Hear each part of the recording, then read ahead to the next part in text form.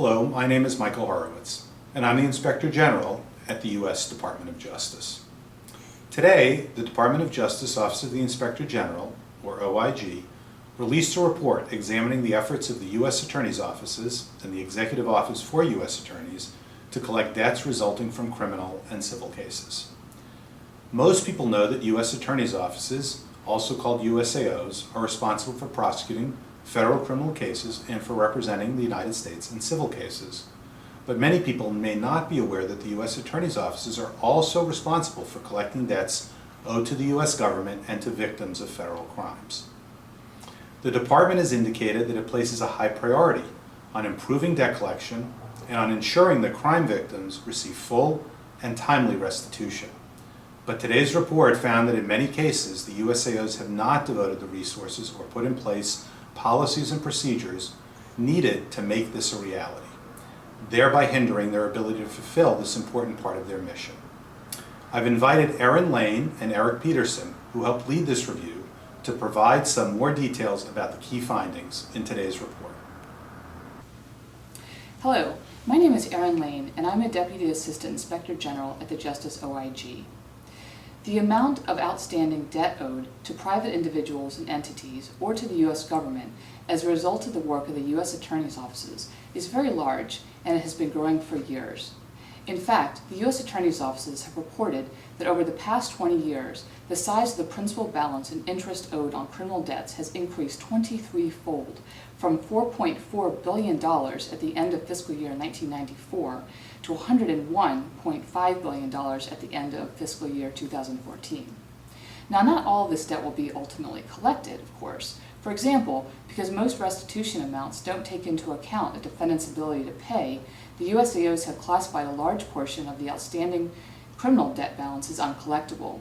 But even so, collecting as much as possible of the outstanding debt is important because the Crime Victims' Rights Act of 2004 gives crime victims the right to full and timely restitution and charges the department with making its best efforts to ensure that this occurs. Moreover, the department has indicated that prompt and effective debt collection is necessary to uphold the public's confidence in the government and the criminal justice system. Hello, my name is Eric Petersen. I am a program analyst and, like Erin, one of the OIG employees who helped lead this review. As part of our review, we looked at USAO staffing, policies, and procedures for debt collection. We found several opportunities for improvement. For example, we found that many of the U.S. Attorney's Office's financial litigation units, which are primarily responsible for collecting criminal and civil debts, were understaffed. Despite the dramatic increase in the outstanding criminal debt balance that Erin just described, we found that most USAOs have less than one full-time assistant U.S. attorney position devoted to debt collection work, and a third of the financial litigation units at the time of our review were operating with only one or two support staff members.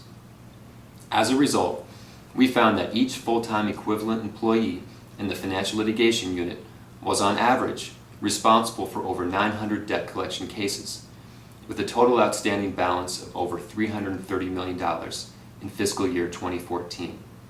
In addition, support staff members often have to spend a disproportionate amount of time on administrative tasks instead of comprehensive enforcement actions necessary to collect debts.